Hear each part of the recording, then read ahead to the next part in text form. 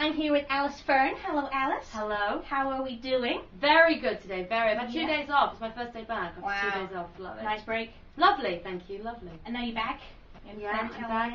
And I'm back as Fiona tonight. So awesome. Amanda's off, so I'm back doing the princess thing. Yeah, well, let's talk about that, shall we? Yes. Oh my god. You are, let me get this straight, bit of a tongue twister, Princess Sugar Plum Fiona Bread Man, right? Yeah? Yeah, I think you got them all in there. Well, let's break that down, shall we? Sugar Plum Fairy. Cute.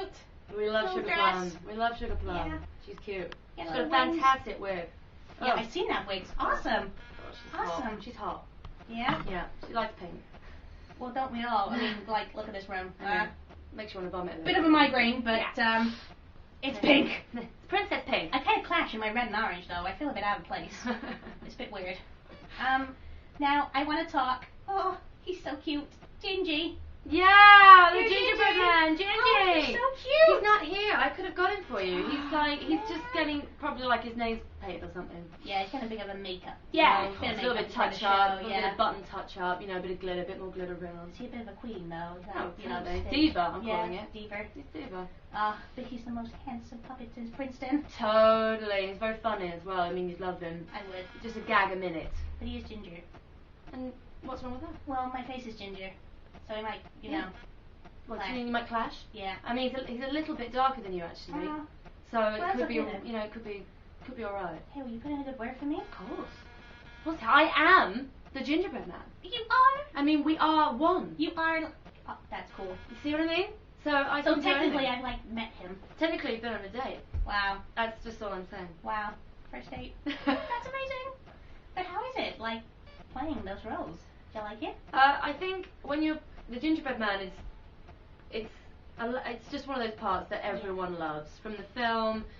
It's the part that everyone just people sit at the beginning like, you know, waiting for the buttons. Yeah, I want I want the line the muffin man. You know, and I get to say that every night, and it's is that great. Cool? Have you like watched the film since and gone, hey, that's me? That's me.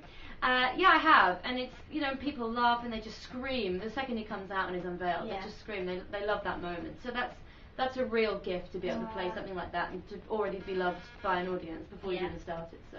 Do people know it's you? Like, do you come out and they go? I've had a couple of people say that it's obviously I'm on a computer somewhere else, and that I speak normally, but I'm speaking through one of those voice altering things that then make the voice sound like it is in the film because they think it's really. No, you just have a split personality. We all know that. Yeah. That's okay. Obviously. That's okay. You're just letting out your inner Gingey, right? Of course. But yeah, most people get it. At one point I'm like, hey, Gingey! Oh my god! Yeah, most people are like that, but there's a couple of fools. Yeah. Shall we call them? Fools. But you know, no, it's fine. Yeah, most people get it that it's me. Aw, I love the gingerbread man.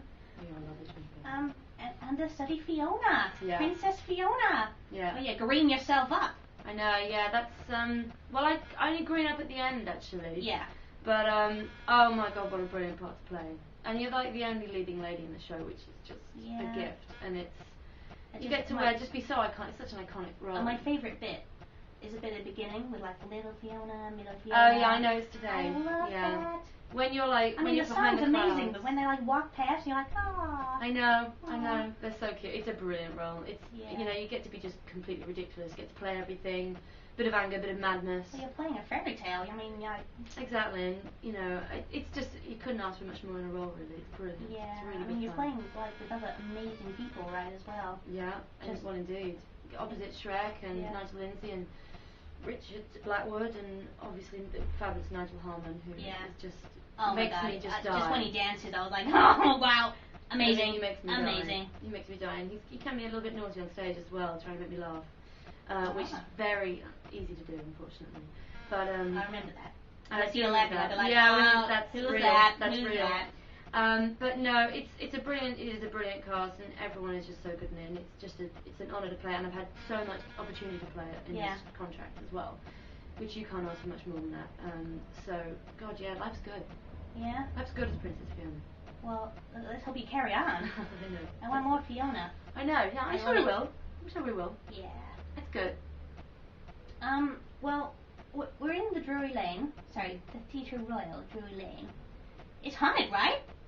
Is there any ghosts? I'm getting a bit chilly, like, I've not sensed any, but there was this, it wasn't so long ago that this audience member was complaining about, like, noise in one of the boxes. I think it was box E, don't quote me on that, but I think it was box E. And they went and told one of the ushers, and the ushers went up there and there was no one there. And they'd seen someone, but apparently, if you see someone in box E, if you see the ghost in box E, it means a long run of the show that's in there. Oh, wow. So we never know. And there was also this other thing, it's like, he's called the Lavender Ghost. Yeah. Heard about that one. Yeah, and if you smell lavender, he's nearby. I, again, have not smelled lavender.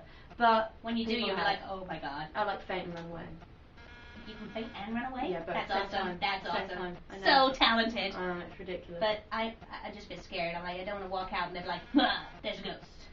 No, I don't think. I mean, they keep themselves in this place. It's a big place as well. Don't forget. I guess so. Yeah. You know, if you run into one, you'd be quite unlucky. Well, if you're here, I can go down in here. It's too pink. It is. They come in and be like, oh God, I'm scared. And they don't scare us. They're scared of here. Yeah, they would. But I'd like to leave without seeing you today. Is that okay? Yeah. Or smelling you. Or smelling. In that case. Yeah. If I smell lavender, I'm gonna run. That's it. Yeah. Head the other way. Well, while we're on ghosts, the woman in white, Angela Weber. That was like your debut, right? From LU, 2005. Yeah, like 6 years ago. Wow. 7. Yeah. Wow. How was that for a debut? Because that's an awesome show. Fabulous theatre as well. Such, you know, it's Palace. Oh yeah, the Palace Theatre. Great. Yeah. To get a West End debut as your first job, I think I was so lucky, and I met some lifelong friends in it, and it was a great show. I mean, it had. When you're in the ensemble of that show, it's quite boring. There's no doubt about it. There's no other way of saying it. Understudy Laura Fairy. Luckily, I had an understudy, and that was, and she was a great role and had some great costumes. Yeah. First and foremost, and a fabulous wig. I love my wigs. And it was great. And I was understudy with a friend who's in this show, who's in Shrek with me at the minute, called Dean Chisnell. Okay. And we were both understudying the lovers in Women in White, and now we're both understudying the lovers in this in a way. Wow, it's like it's meant to be. I know, we've been on and we've performed together on the stage as well, and it's just so it's really great. I have a lot of fabulous memories of that show. Yeah, I mean it's a bit twisted though, right? I mean, as Laura, you're like dead, not dead, nearly dead. Yeah, asylum, dead. Yeah. Happily ever after. Then of course. Every musical has to end with happily ever after. Yeah. It was a bit twisted. I quite like the twistedness. Well, yeah. In her own way, Princess Fiona's a little bit twisted. I guess she is. We loved a little bit twisted, a little bit weird. Twisted is good. Yeah, more interesting anyway. I'm a little bit twisted. Well, I'm orange, I have to be. That's just weird, right? You're orange and you're wearing red. That's really twisted. That is. I've never looked at it like that. It's okay though. I feel good to be twisted though. Good for you! Yeah. It's good to be twisted. It's good. Totally. I'm different, I'm twisted. Yeah. Yeah, unique. Yeah, unique! Let your freak flag fly. Oh my god, yes! Damn, I got it in. Had to be done. Yes! Had to be done. That was awesome. Thank you. But I want to stick with death. I mean, I know we was like, yay, but death, right? Death. Les Mis at Queen's. Yeah, that was next. Yeah. Where you was factory gal / whore. Whore. That's not nice. That's my casting, apparently. That's horrible. Yeah. I read it. I was like, what? No. I know. It's one of the quite a few plots in that are something / whore. Yeah. It's quite next. It's just mean. Yeah, but again, I mean, you had a couple of rock-on costumes in that with when you were the whore. Oh yeah, it's brilliant. Like dresses you and can't be. and Les Mis is about death. It is completely, almost entirely about death. Well, but I did speak to Sabrina Aloesh, and we decided no one dies if you haven't seen it. Sorry. If you haven't seen it, I think you're one of the only person. No one dies. No one dies. No, no one dies. No. But it's so uplifting. Yeah. It doesn't make a difference. Well, when you're like storming barricades and like shouting and running. Oh, it's great. Yeah, you can't beat it personally. I love it. You was also understudy, canteen, and cassette. Yeah. But at the same time. Yeah. Was that weird? I think it was a bit weird. I think I was a little bit. By the end of my year, I felt a little bit too old for cassette. Yeah. But Fontaine was a much more meatier role for me, personally. But one day, it was quite weird covering the mother and then covering the daughter. Yeah. But one day, I remember weekend I'd gone on for Fontaine on the Friday and I was on for Gazette on the Saturday. Which was really quite strange to play both of those, and they're completely different voices. You can imagine like Fontaine sits really low in your boots and Gazette's like high. But then you go on as like the daughter, and then go on as the mum. I can't believe what my daughter did last night. I know. I can't believe it. She's wrong. No, but it's good fun though. I quite like the diversity of that. Went on a lot as Fontaine. A lot more than I did as Gazette, which is probably a good thing because I look a bit ridiculous in that black dress, and I was always taller than the Marius. Oh, so it's silly. You look down at him like, hey, yeah, like, hey. And it's Gazette. I mean, it's a fabulous role if you get to play it, but it can be quite. You have to really work hard on your voice to keep it up there and keep it pure and. And I like a glass of wine. Well, who doesn't, right? Who doesn't? Yeah. So, but no, a brilliant, and I spent 2 years in that. So yeah. It's a brilliant 2 years. I mean, it's a huge show. It's got such a following. It's awesome. Yeah, and I did it. It seems ridiculous. I did it for the 21st anniversary, and now you did the recording as well, right? Yeah.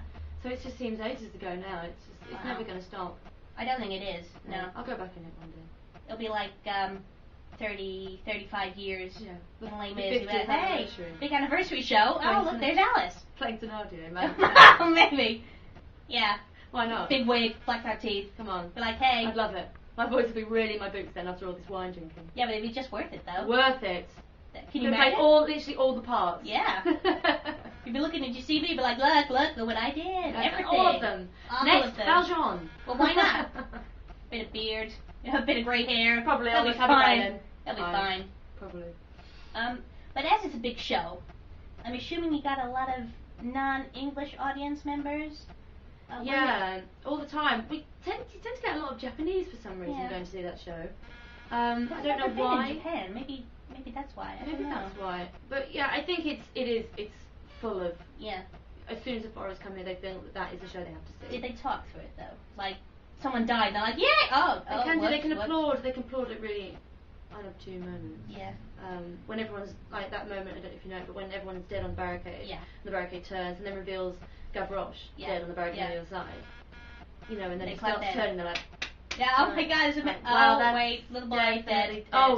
Whoops. But yeah, they do tend to talk a little bit. I mean, you notice it more if you're in the audience. I guess so. We don't notice it as much on stage, and the Japanese do tend to fall asleep a little bit as well. Oh. They come and see it, they sit there, and it's quite a long show, 2.5 hours. Oh yeah. And you'll often find at the end of that one. And I guess they're all so happy as well. So when they come and see Les Mis, they're like, oh, this is sad. Oh yeah. I don't think they know what they're getting themselves into. They just know it's been there for so long. I simply must see it. Yes. But hey, it doesn't matter. I'm in London. Let's see Les Mis. Yeah, it's keeping it going then. Well, yeah, keep it going for as long as possible, right? Yeah. I just have to talk about Bridget Jones, the musical workshop. Yes. Amazing. I know. How was that? Was that fun? It was a lot of fun. It was with amazing people, right? It was a lot of fun. It was hard work because I was doing this at night. You lots of workshops. But I think it's gonna be really good. Yeah. Yeah. It's very. I mean, if you've seen the film, you know, it's very, very similar. It is. Yeah, it's very, very similar. Even the pants. I mean, you even have that line that Hugh Grant says. Christ, what enormous bloody pants. And it even has it in it. Yeah, it was amazing, and Helen Fielding, who wrote the screenplay, was there a lot working with us.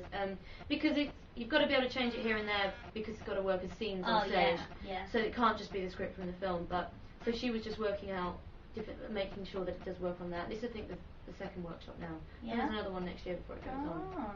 But it's going to be brilliant. All these films coming out on stage, I was like, meh.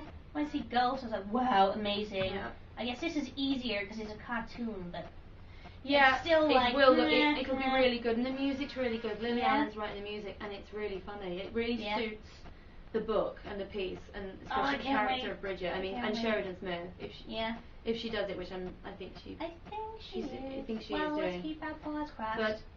But she is hysterical. Yeah, just perfect. Would you go into it? Like, if you didn't have Shrek, would you follow it?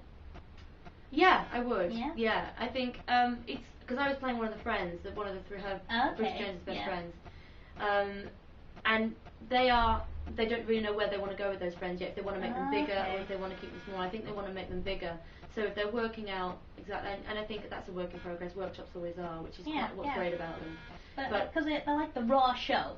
You do a workshop and it's like you see it before it's complete. Yeah. You get to go and go, well, maybe, do you get input? Do you go, well, we did this time. Work, you do, right? Yeah, you do sometimes. I mean, that's what I think the best workshops are really. If you get an input, I think this was useful to get our input, the actors' input, because Helen Fielding is sort of a screenplay writer, and she's never written for a theatre piece, and so she likes people's actors' input and saying, well, that doesn't really work, oh, and if you did this, and she goes, I love it, brilliant, let's do it. Yeah. So that really helps when you've got someone that's willing to budge like that. Oh, that's good. Because you know what audience is like, so. Yeah, and also you know what makes a scene work. Yeah. And you know where a scene's going, and you know what would make that scene really great. And it's sometimes just simply, if you say that line, then I'll do that, and then you do, and then it just, yes, brilliant. So it's just a switch of lines sometimes, but it just happens, and it makes it much easier for an actor to be able to do that. I can't wait. Makes it work. Yeah, it's going to be good. It will be really fun. You like new theatre? Love it. Because you do a lot of workshops.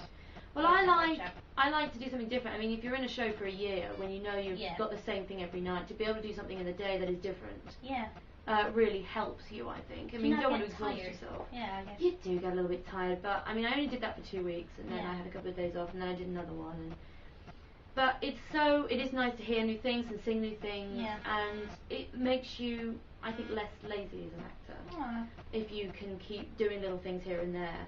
And it keeps your mind working, keeps your brain going, because you can get a little bit, stuck in a rut when you're in a show. Get complacent, like, well, I'm on. That's why I quite sometimes enjoying understudying. It's so great, because often you're going to be in different guises. Well, like tonight.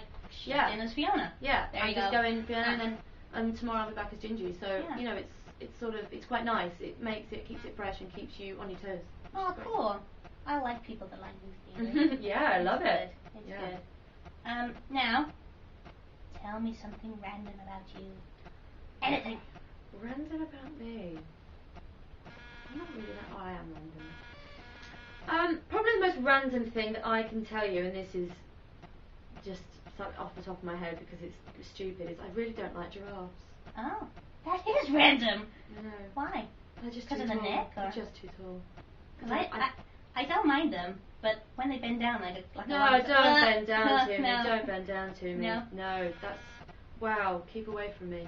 Well, yeah, and they just keep away, giraffe. Well, that's a horrible hatred. I know. It's like, and I've got a thing about I don't even like the giraffe in the Lion King because of it. I'm like, you get out. So never go into the Lion King. No, it's not my cup of tea. No. I like the opening scene in the Lion King. Love it. Circle of Life. Well, there's a giraffe in that though. Just take the dress out. Just ignore it. Look at the elephant. It's in the corner. Look at the elephant. It's in the corner. Yeah. Those things that, what are they called? Like the deers that jump. Oh, the big antelope things. Yeah. But yeah. But that is the only random fact. That is random though. I'll give you that. Thank you. That is random. Thank you. That's the best random one we've had actually. Giraffe. They're like giraffes. So do you like the restaurant Giraffe? I do actually. Sticks. I do actually like that restaurant. It's good food. Good food. There's nothing really. Just don't ask for the stick in your drink, right? Yeah, just don't ask for that. No. Yeah, totally. That's okay though. Just don't get a cocktail. No. We'll get a cocktail. Get a glass of wine instead. Say don't put the giraffe in. I've said glass of wine like 4 times in this interview. We like wine. Red or white? No, it's really red. Okay. Let's move on. It looks like I'm a little bit upset. Yeah. Let's get over it. Well, let's move on to an audience. Annoying audience. Habits!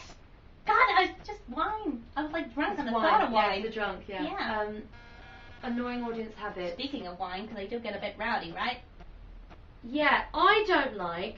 There's a section in Shrek which really always annoys me. Yeah. When you rip off your skirt and for the rat tap, and you reveal a shorter, glitterier skirt, and you just get what is it called? Woof whistles. Oh, the guys in the front like woo, yeah. Woo! Take it up. What? It's a children's show. Shut up. You should accidentally untie a tap shoe and they kick and go, what? Really sorry, dude. I think they're really funny. And they're like, yeah, wake it up, and you're like, isn't that a bit weird?